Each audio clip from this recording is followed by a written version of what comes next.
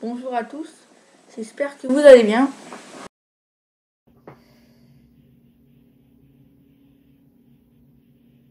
Ouais, nous aussi, on va se mettre au 10 Year Challenge.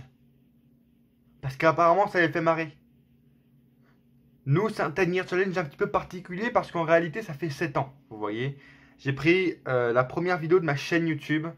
Et vu que je suis le plus ancien YouTuber catch de France, je vous le rappelle, ça fait 7 ans que j'ai commencé YouTube. Et voilà, c'était un petit moyen de vous le rappeler que je suis le plus ancien YouTuber catch de France. Donc vous me devez le respect, déjà. Et que je vais faire comme eux. Si ça les amuse, je vais faire pareil. Je vais faire un 10 Year Challenge. Sauf que moi, c'est le 7 Year Challenge. De moi qui a commencé YouTube en tout petit quand j'avais 12 ans. Jusqu'à moi, aujourd'hui, le 17 décembre 2019. À la fin de cette décennie magnifique. Niveau catch, mais déception aussi. Voilà. Nous aussi, on va jouer le jeu, les gars. Daniel Bryan, en revanche, ça me fait moins rire tout ça. Daniel Bryan, non, j'aime pas. Je vous l'ai répété à maintes et maintes reprises. Mais apparemment, la WWE n'a pas envie de respecter le plus ancien YouTuber catch de France. De tous les temps. Parce que j'ai répété maintes et maintes fois que je ne voulais pas revoir Daniel Bryan en tant que face. C'était pour moi une erreur. Pas une mauvaise idée parce que Daniel Bryan marchera toujours en tant que face, c'est sûr, regardez juste à TLC. Mais pour moi, c'était une mauvaise idée parce que ce personnage de heel, un peu vegan, c'était super, c'était innovant. Et Daniel Bryan le jouait, mais juste parfaitement. Et je voulais qu'il reste heel parce que, raison toute simple également, c'était le meilleur heel à SmackDown. Le meilleur heel. Il n'y avait personne d'autre. Il y avait qui? Allez-y, citez-moi un heel à SmackDown qui est bon. King Corbin. Et en plus, je me moque parce que King Corbin, il est vraiment bon en ce moment. Oui, alors, je me jetez pas des pierres, s'il vous plaît, mais je trouve King Corbin vraiment bon. Bref. La décennie se termine bizarrement. Bizarrement pour moi, bizarrement aussi pour le catch. Les potes. Dernier pay-per-view de l'année, mais également de la décennie, les potes. Là, c'est un truc de fou. TLC 2019, et on est toujours au même point, c'est-à-dire que TLC était du Vince McMahon style. Du Vince McMahon style. Ça n'a pas changé en 10 ans, les potes.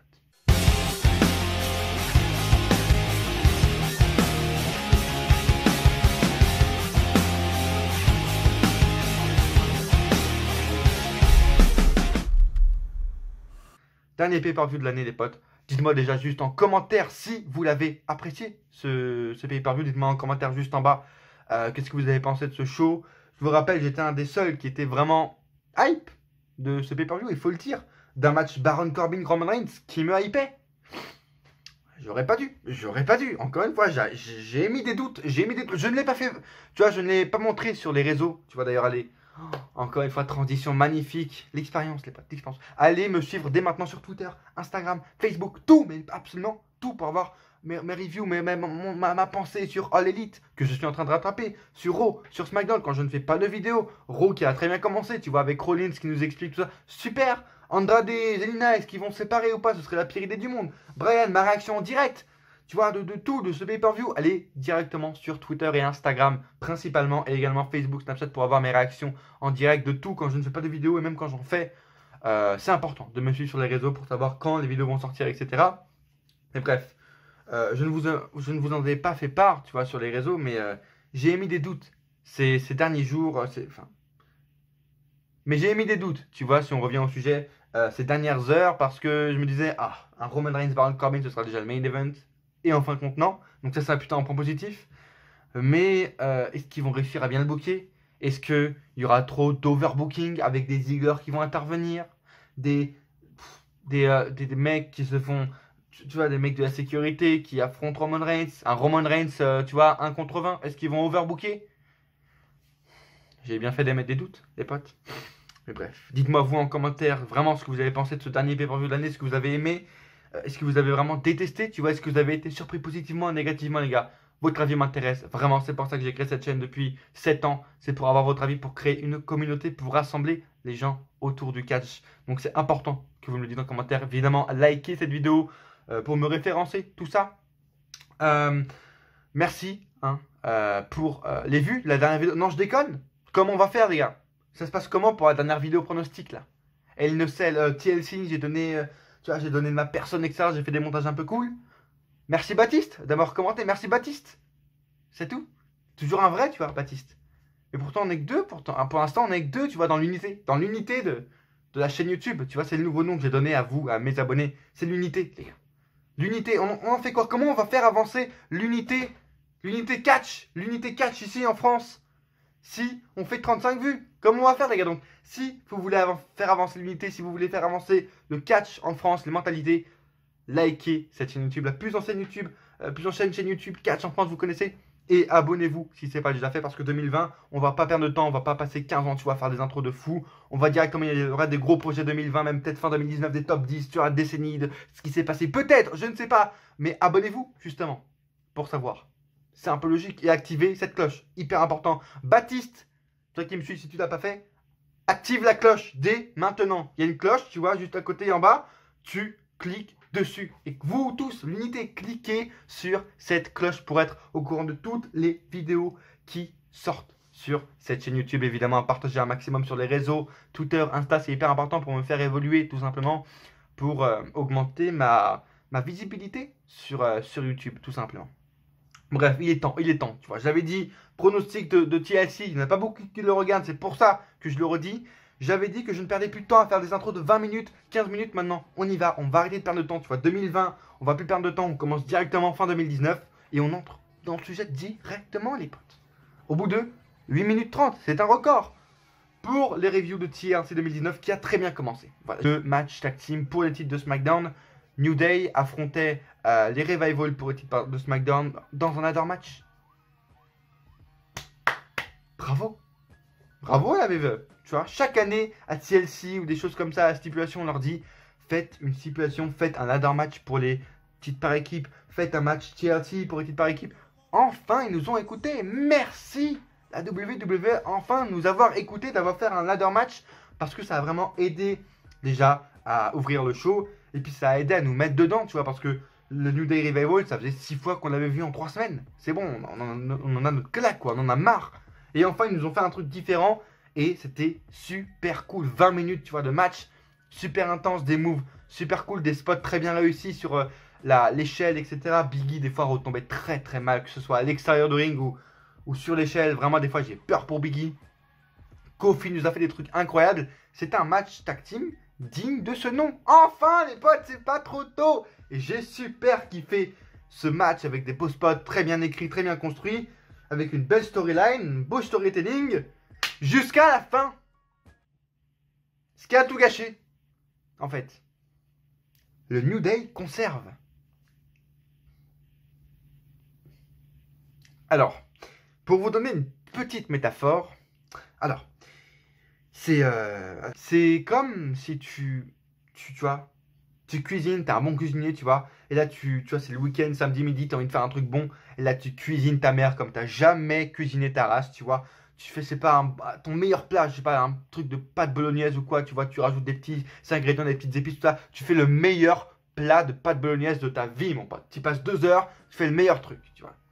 Et puis à la fin, quand tout est fini, quand c'est dans ton assiette, tu ouvres, tu vois, ton jean et tu pisses dedans. Tu pisses dans ton plat.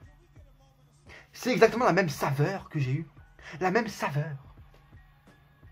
Ça a tout gâché, en fait. C'est là, le New Day n'est plus atteignable. Enfin, déjà qu'ils étaient plus atteignables et que les mecs étaient over-pushés, tu vois, depuis des années. Mais là, c'est trop. C'est trop, en fait. Ça me dégoûte. Là, en gros, déjà qu'il n'y a pas beaucoup d'équipes à SmackDown. Si même la meilleure équipe actuellement, qui est les Revival, à SmackDown et même peut-être à Raw, la meilleure équipe, qui est les Revival, n'arrive pas à battre dans un putain de match ladder où les mecs utilisent des chaises, des échelles, des tables, de tout, s'ils n'arrivent même pas à battre le New Day, qui pourra le faire? Qui? Heavy Machinery? Primo Colonne, qui s'est fait suspendre, alors qu'en plus il nous a dit qu'il a même pas passé de test, tout ça, c'est la VVE qui l'a enculé. Les colonnes, qui va battre le New Day? Les Revival, c'était le moment, tu vois, après un gros match, les mecs avaient prouvé leur violence, avaient prouvé leur capacité, leur volonté à être champion. Et non, à la fin, il y a un spot où, en plus, qui est le plus mauvais spot du match, tu vois, où Dash Wilder, non, Scott Dawson se jette, tu vois, tout seul sur l'échelle. Et Kofi arrive à décrocher. Enfin, non, quoi, j'en ai marre. Donc, j'ai pas pris de notes. Et j'ai pas fait les notes, du coup, j'ai pas fait les notes sur 10 pour les matchs. Et si vous voulez voir les notes, tout simplement, allez me suivre dès maintenant sur Twitter et Insta également, où je posterai en story les notes de tous les matchs et la note finale du pay-per-view, du dernier pay-per-view de la décennie. Tout cela sera sur Insta et Twitter, donc allez me suivre dès maintenant sur les réseaux. Prochain match, c'était quoi le deuxième? Oui, Place du Mort. Je l'ai appelé la Place du Mort parce que les pauvres, c'était cool, mais encore une fois, après un match comme ça, un opener, tu vois, qui a fait vibrer tout le monde. Là, tu enchaînes avec un deuxième match, moi qui m'a épais. Mais le public, tu vois, les gars, les deux connaissaient pas. C'était Aleister Black qui affrontait Buddy Murphy. Le public connaissait à peine les deux, tu vois. C'est cool, mais ils ne suscitent pas encore la réaction de fou. Donc, c'était un peu la place du mort. Pour eux, ça m'a fait vraiment chier. J'avais très peur de ce qu'ils allaient faire pendant ce match. J'ai eu raison, oui et non, parce que le match était sympathique. Rien de plus, en fait. Rien de plus. Buddy Murphy n'a rien pu montrer. C'est ça qui me fait chier, en fait. À part péter le nez à Aleister Black. Buddy Murphy n'a pas pu montrer, tu vois, ce qu'ils avaient faire au niveau qualité in-ring, qualité storytelling. Il a, oui, s'est dégagé tu vois, de plusieurs reprises assez folles, tu vois. Le mec a fait plusieurs kick-out stylés. Et voilà. Il n'a pas pu raconter une histoire, il n'a pas pu essayer de dominer. Il a dominé un peu Aleister Black, tu vois. Mais c'était un peu legit en plus parce que le mec s'était pété le nez. Mais à part ça, voilà quoi. Il n'y a rien eu de plus et ça me fait chier. J'espère que la rivalité va continuer dans les futures semaines pour avoir une revanche au Rumble ou 2 semaines avant, tu vois, pour que Buddy Murphy montre un peu ce qu'il sache faire. Je sais pas. Il faut qu'ils aillent un peu plus loin dans cette rivalité qui pourrait être cool parce que les deux personnages sont sympas, tu vois. Victoire d'Aleister Black, ça me paraît logique. J'espère qu'il va aller vraiment très loin, je vous l'ai dit. Je vous le redis encore une fois, pour moi, vous voulez vraiment faire avancer Aleister Black, très simple. Faites-lui gagner le Royal Rumble 2020. Le mec va en 1v1. Il choisit Bray Wyatt. 1v1 face à Bray Wyatt, The Fiend, à WrestleMania 36 Main Event, tu vois. Voilà. Juste. Ou un autre, tu vois, où il affronte Brock Lesnar. C'est crédit. C'est legit si tu veux le faire augmenter. Aleister Black contre Brock Lesnar. Legit. Et il bat Brock Lesnar. Je pense que bientôt je vais vous sortir une vidéo, tu vois, que j'avais fait il y a 2-3 semaines, 2-3 mois plutôt, pardon. Mais que j'ai jamais sorti. C'était, tu vois, une intro de Raw que j'avais faite, mais que j'avais jamais sorti, où je parlais, tu vois, des superstars qui sont plus des superstars, où on n'a plus de superstars actuellement à la WWE, tu vois. C'est pour ça à chaque fois qu'ils font revenir des légendes, etc. Je pense que je vais vraiment la sortir parce que là, on dirait que la WWE ne sait plus créer de légendes. C'est affolant vraiment et ça fait peur. Bref, voilà. Ou j'en ai un autre, mais attendez, tu vois, je vais attendre ma vidéo pronostic. Attendez ma vidéo pronostic du Rumble pour savoir qui sont les deux mecs avec Aleister Black que je peux et que je vois gagner le Rumble 2020. Après... Et là on enchaîne encore une fois avec un match tag team. Encore, tu vois, pour la deuxième fois consécutive en pay-per-view, tu vois, c'était sur Survivor Series. Là pareil pour TLC. Le placement des matchs est très bizarre. Là tu mets les deux matchs, tes deux seuls matchs par équipe pour tes championnats. Tu les mets dans les 3 premiers. C'est très bizarre, vraiment très chelou. Je comprends pas du tout. Mais bon, pour ce qu'il y a eu, voilà, qui c'est qui est intervenu pour challenger les War Raiders, les Usos, AOP. Mais vous croyez où là? Vous croyez à NXT? Non. Les OC sont venus parce que c'est la meilleure équipe au monde et ils sont venus challenger les War Raiders, tu vois, parce qu'ils ont déjà battu à Crown Jewel, du coup, voilà, il les challenge. Ce qui, en vrai, sur le papier, est super cool. Deux clubs contre War Raiders, j'ai envie de voir ça. Sauf que quand tu vois, quand t'as même pas Triple H qui est dans les coulisses, on a su ça, que tu vois, on sait même pas qui book le show en vrai, et que t'as en plus 4 mecs là, de KFC qui sont là au bord du ring parce que KFC, ils ont signé un contrat, du coup on doit les mettre à la télé. Qu'est-ce qu'on a? 8 minutes 30. On a 8 minutes 30 entre War Raiders et le OC pour le titre par équipe d'Euro, où ça se termine par un double décompte. Enfin, faites un double décompte. En vrai, l'idée du double décompte, même ça, c'est bon, tu vois, mais faites un vrai match au moins, pour que l'idée du double décompte soit réelle, parce que là les mecs se sont mis sur la gueule, et tu vois, ils sont morts, tu vois, ils sont pas soulevés de l'extérieur de ring, alors qu'ils se sont pris des prises normales, tu vois, ils ont fait un Tsubetsu-Suda, voilà, c'est tout ce qu'ils ont fait quoi. Enfin, c'est pas crédible, encore une fois, et là ça décrédibilise les deux équipes. Espérons vraiment que les titres arrivent à se crédibiliser, à remonter un peu la pente en 2020, vraiment. Mais bon, là, c'était pas beau à voir. Non, c'était pas beau, on va vite passer. Et lui aussi, on va vite le passer, hein, d'ailleurs. King Corbin bat Roman Reigns. J'étais hypé par ce match. Le résultat, oui. Baron Corbin qui bat Roman Reigns, c'est bien. Parce que pour la première fois, en plus, pour la putain de première fois en 6 ans et demi, tu vois, pour la première fois que Roman Reigns est en 1v1, tu vois, le mec est tout seul face à 20 personnes, des catcheurs, de la sécurité, tout ça. Et enfin, le mec ne résiste pas. Enfin, le mec perd face à 20 personnes. Pour la première fois. Donc merci, j'ai envie de dire. Parce que c'est légit, c'est crédible. Ce que j'appelle un booking normal pour Roman Reigns. C'est-à-dire que le gars peut être poussé, peut dominer sa rivalité, mais après il ne gagne pas son match parce que le mec est face à 18 000 personnes dans un TLC match, qui est normal. Donc ça c'est bien, mais je m'énerve et je la vois quand même parce que, putain, j'ai failli m'endormir. J'ai failli dormir devant un TLC match. Aïe, ça fait mal. Sérieusement. T'as plein d'objets, t'as plein de trucs, mais les mecs ne passent jamais la deuxième pour un peu avoir du momentum, pour réveiller la foule, pour accélérer un peu dans vos mouvements. Putain, c'est un TLC. Ça également pour les premiers matchs, tu vois, Lister Lock, Buddy Murphy, Warriors, c'était lent. Putain, mais accélérez un peu vos mouvements, vos trucs, faites. En plus, ils sont 20, tu vois, il y a moyen de faire un enchaînement rapide à 20, quoi. Waouh, la lenteur du truc, j'ai pas pu me mettre dedans. Je n'ai pas pu. Enfin, je sais pas, les gars, 2 prises, ils s'arrêtent. 3 prises, ils s'arrêtent. Ça, c'est le truc, vous le savez, si vous me suivez depuis longtemps, que je déteste. C'est-à-dire, en gros, des temps morts, quoi. Des temps morts très souvent, dès qu'on fait 2-3 prises un peu folles, on s'arrête après. Les gars, tu vois, il se fout une close line et après, Baron Corbin, il revient avec une close line, un deep six, il s'arrête pendant 30 secondes. C'est irregardable. Et les mecs, pourtant, sont arrivés, tu vois, à avoir un peu de hit, à avoir un peu de momentum, parce que les deux gars sont. Enfin, Baron Corbin a de la hit et Roman Reigns, tu vois, il est un peu over, il est un peu pop. Donc c'est cool, c'est sympa. Combien ça dure? 22 minutes 20. 22. Plus long match. Un des plus longs matchs de la soirée. 22 minutes 20. Bref.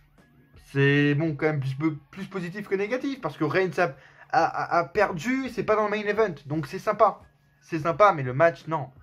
Enfin, on aura vraiment dû attendre la fin, tu vois, la fin, le dernier match de la soirée pour que ça s'accélère un peu, tu vois. Parce que là, tous les matchs, comme je vous l'ai dit, jusqu'à Bobby Lashley Rousseff, c'était lent à mourir. Mais c'est quoi en fait le délire depuis 2-3 pay-per-view là, et il ne sait tout ça? C'est quoi votre délire de faire des matchs lents, sans déconner? Ça fait 2-3 mois que tu hypes la rivalité et tout, que tu nous hypes le match, et à la fin tu nous fais un truc où les gars s'arrêtent toutes les 10 secondes pour se reposer, je suppose. Non, je suis pas, non, j'aime pas du tout.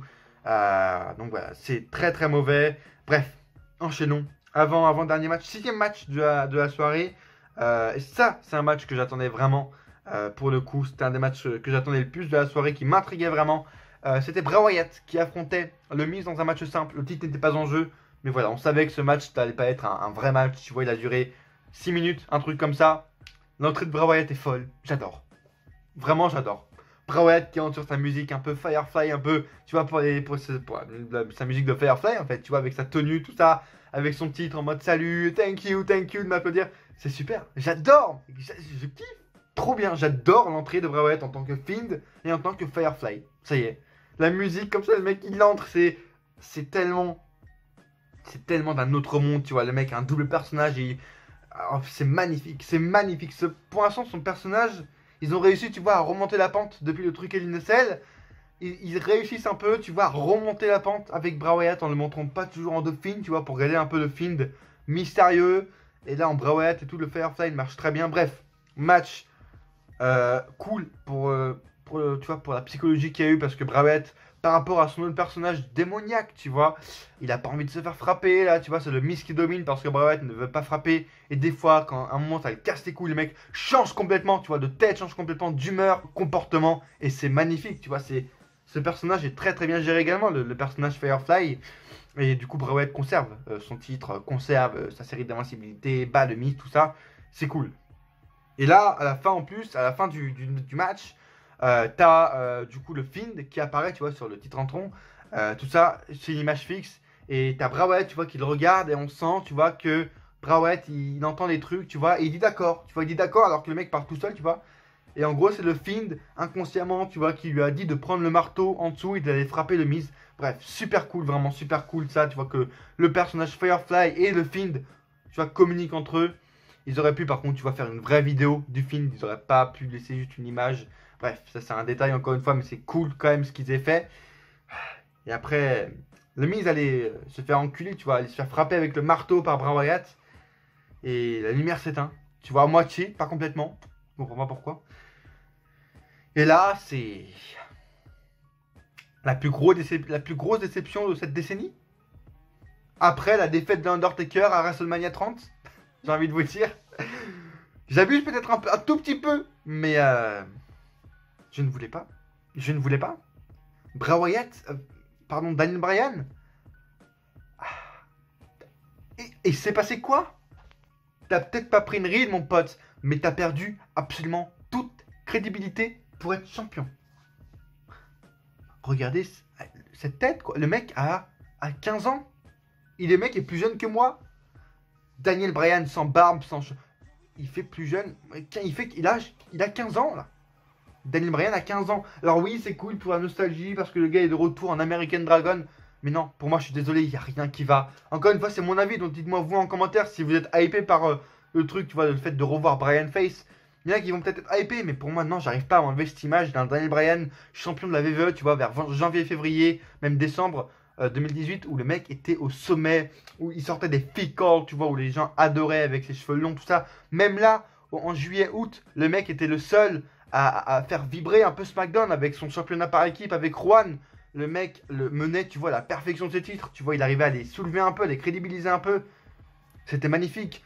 Sa rivalité avec Reigns, tu vois, c'était bien cool. C'était bien cool.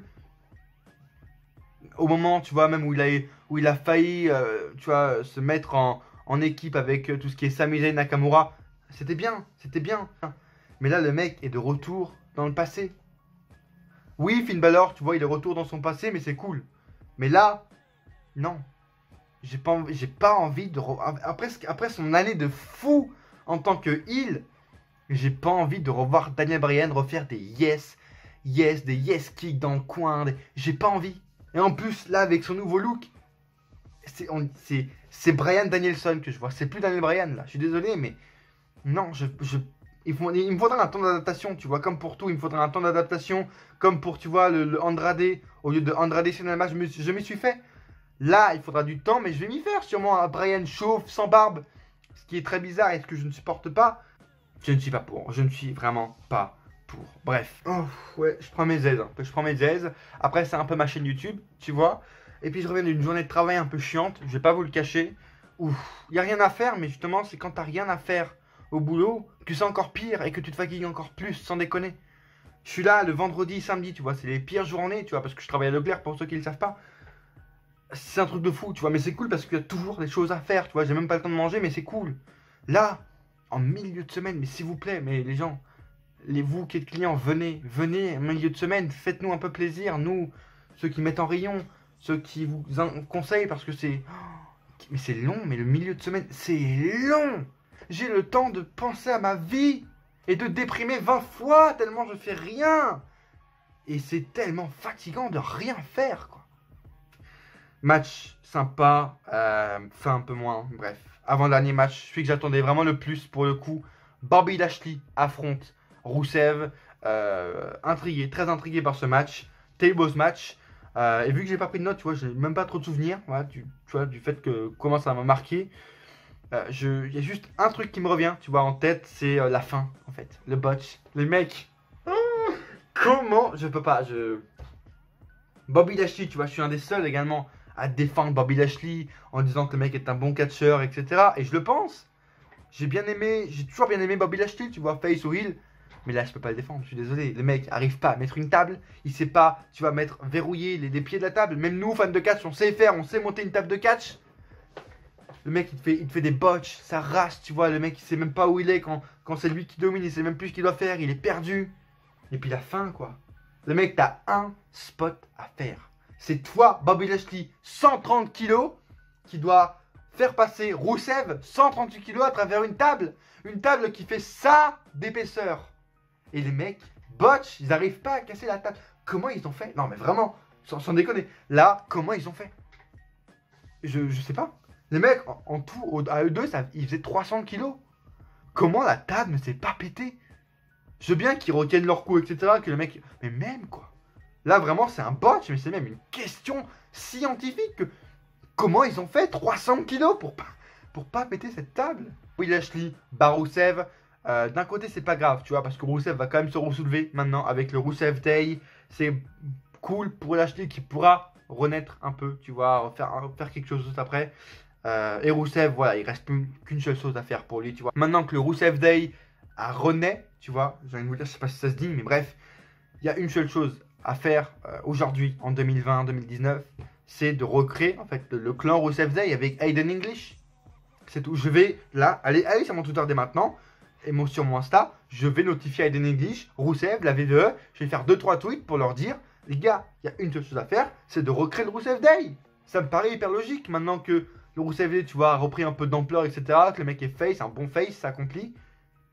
Remettez Aiden English avec Rusev. Ce serait putain de kiffant, quoi. Et là, on aurait en plus une autre équipe qui viendrait s'ajouter à Raw. Sachant que à Raw, c'est comme à SmackDown, il y a 2 équipes et demie, quoi. Donc, on recrée le Rusev Day. C'est tout. Vraiment ce que j'ai à vous dire. Et Main Event. Là, on va y passer assez vite parce que vraiment, c'est pas grand chose à dire à part que c'était très très bon.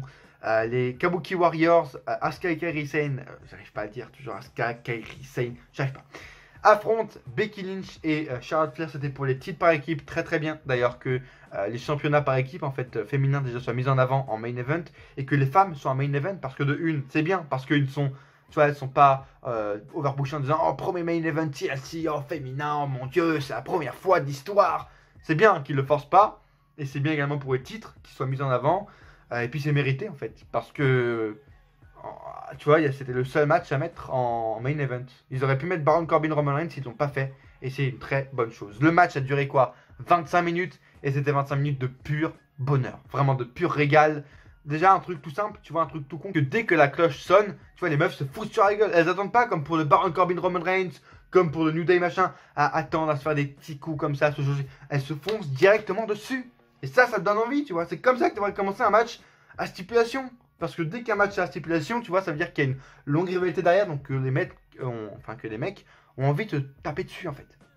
C'est bien, là, elles sont commencées directement, elles sont pas attendues, et le match était très cool, il y a vraiment eu de tout utilisé, de échelle, tout ça. Le match a été très bien écrit également avec, tu vois, les Kabuki Warriors qui ont été bien stratégiques. À un moment donné, Asuka et Kairi Sane qui attachent, qui enlacent, tu vois, avec une corde. Becky Lynch autour d'une échelle, tu vois, pour plus qu'elle bouge. Elle était bloquée pendant au moins 5 minutes, tu vois, c'était assez cool. Comme ça, elles ont pu mettre à l'écart Becky et bien défoncer Charlotte à côté. À un moment donné, t'as Kairi Sane qui se cache sous le ring. Et quand Becky Lynch et Charlotte la ressortent, elle a un extincteur dans la gueule, tu vois. Et pendant 2 secondes, elle réalise comme ça, elles sont en mode, tu vois, gros blanc. Et t'as après Kairi Sane qui leur fout dans la gueule. Magnifique, magnifique segment également. Et les quatre vraiment chapeau à elles parce que les 4 ont été vraiment très très bonnes. Et voilà, Becky Lynch, Charlotte Flair, Asuka, c'est un très bon trio. Kairi Sane qui s'ajoute également. Voilà, on s'en rappelle du TLC match l'année dernière entre Asuka, Charlotte et Becky, du coup, qui pour moi était également l'un des meilleurs matchs féminins de l'année avec le Becky Charlotte à Evolution. Du coup, ils ont également recréé le spot de la fin d'Evolution, tu vois, du match d'Evolution entre Becky et Charlotte l'année dernière, où tu as une table, tu vois, à l'extérieur du ring. Charlotte qui est partie pour son moonsault, en fin de compte, Asuka la retient et lui fait une grosse power bomb. Ça rase! du haut de la troisième corde sur la table à l'extérieur de ring, tu vois, comme le match l'année dernière du coup entre Becky et Charlotte. Très très sympa. Et après on a eu encore le powerbomb le plus dangereux que ça encore, et le plus dangereux de la soirée, vraiment, c'est... on l'a senti, tu vois, on l'a senti sur le coup, tout le monde l'a vu que c'était très dangereux, et que Kairi Sane avait eu mal, c'était le powerbomb du coup qui a fait Charlotte sur Kairi Sane à travers la table, tu vois, à l'extérieur de ring. Pauvre Shane maintenant a une commotion cérébrale, tu vois, c'est dommage, parce qu'on sentait vraiment qu'il était très très puissant, tu vois. Charlotte Flair n'a pas du tout jaugé sa puissance, c'est dommage. Enfin, tu vois, le climax c'était très très bon, avec Becky Lynch et tout qui veut l'atteindre, et Asuka, du coup, à la fin, quand Becky Lynch va atteindre les titres, qui tire l'échelle de l'extérieur avec la corde qu'elle avait attachée. Très très bien, très belle storyline, très belle histoire racontée, très beau storytelling, très bien, bravo. Putain, c'est des matchs comme ça que j'ai de plus en plus envie de voir en fait. Bien écrit, où les heels sont stratégiques pour gagner parce qu'elles savent qu'en face d'elles, elles sont des gros bonhommes, tu vois, comme Becky. Donc là, elles vont être stratégiques, elles vont réfléchir à ce qu'elles vont faire. Et là, elles avaient attaché une corde en début de match à l'échelle. Et à la fin, en fin de compte, ça leur a servi pour faire tomber Becky Lynch. Et Asuka, du coup, en fait, qui a le temps pour aller décrocher les titres et conserver donc les titres par équipe avec Kairi Sane. Très bon match qui met en avant Becky Lynch, Charlotte Flair et qui met en avant surtout Asuka et Kairi Sane, ce qui est très très bien. Et une fin de show qui se termine, une fin de décennie également qui se termine ici. Plutôt pas mal, plutôt pas mal.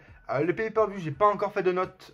Tu vois, comme je vous l'ai dit, elle est sur mon Twitter pour avoir toutes les notes officielles. Tu vois, de tous les matchs que j'aurais notés, tu vois, ce soir ou demain. J'aurais vraiment mis un petit 6, tu vois, parce que le main event a été très bon, l'opener également, mais encore une fois, ce qu'il y a eu au milieu, c'est discutable. C'est très très discutable. Bref, merci de m'avoir suivi, les amis, durant cette longue vidéo que j'ai essayé d'écourter le plus possible, mais pourtant elle est toujours longue, tu vois. Merci de m'avoir suivi, laissez un like vraiment maintenant si ce n'est pas déjà fait, et encore un commentaire si ce n'est pas déjà fait, du coup laissez-moi en commentaire vos analyses, ce que vous avez ressenti, tu vois, durant ce pay-per-view, si vous l'avez aimé ou pas. Abonnez-vous bien sûr à la chaîne Darren Ennis Catch pour construire cette unité autour de cette chaîne et pour augmenter la visibilité de la chaîne. Abonnez-vous si ce n'est pas déjà fait et partagez un maximum cette vidéo sur tous vos réseaux sociaux, à vos pods fans de catch, à vos pods, tu vois, sur des groupes fans de catch. Allez-y, ça me ferait vraiment super plaisir. Et à coup sûr, on se retrouve dans une prochaine vidéo. Ou pas.